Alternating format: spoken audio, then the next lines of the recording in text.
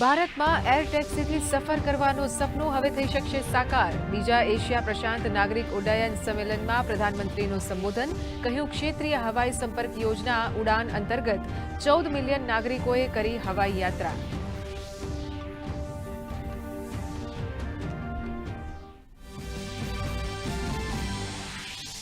કોલકાતા દુષ્કર્મ અને હત્યા મામલે રાજ્ય સરકાર અને પ્રદર્શનકારી ડોક્ટરો વચ્ચે બેઠકનો પ્રયાસ નિષ્ફળ.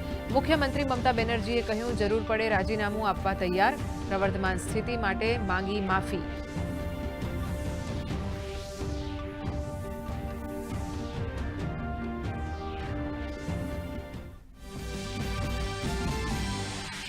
હરિયાણામાં ચૂંટણીને પગલે રાજકારણમાં ગરમાવો. સતત ત્રીજી વખત સત્તા મેળવવા ભાજપ લગાવી રહ્યું છે એડી ચોટીનું જોર.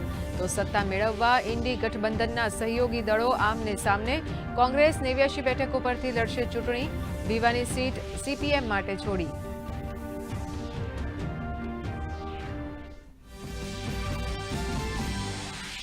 વડોદરામાં પૂરથી અસરગ્રસ્ત વેપાર વાણિજ્યને ફરી ધબકતા કરવા રાજ્ય સરકારનો નિર્ણય.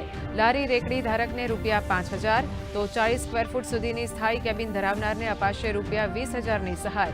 માસિક 5 લાખથી વધુનું ટર્નઓવર ધરાવતા દુકાનધારકોને 7%ના સામાન્ય દરે મળશે 20 લાખ સુધીની લોન.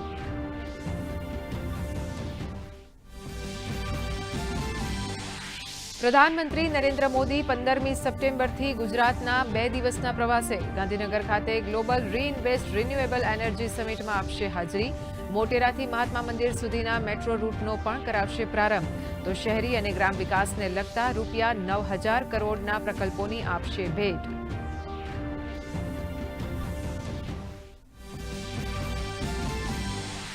અમદાવાદ, સુરત, વડોદરા અને રાજકોટ માટેની મુસાફરી બનશે વધુ સલામત અને સુવિધાજનક.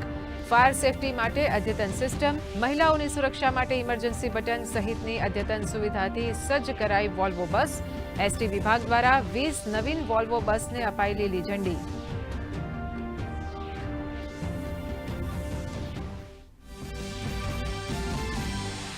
શક્તિપીઠ અંબાજી ખાતે ભાદરવી પૂનમના મહામેળાનો આજથી પ્રારંભ. યાત્રાળુઓની સલામતી માટે 5,000 કરતાં પણ વધુ પોલીસ જવાનો તૈનાત.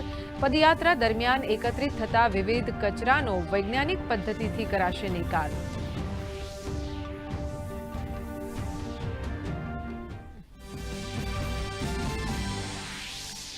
પેરિસ પેરાલિમ્પિક 2024ના મેડલ વિજેતાઓ અને એથ્લીટ્સ સાથે પ્રધાનમંત્રી નરેન્દ્ર મોદીએ કરી મુલાકાત.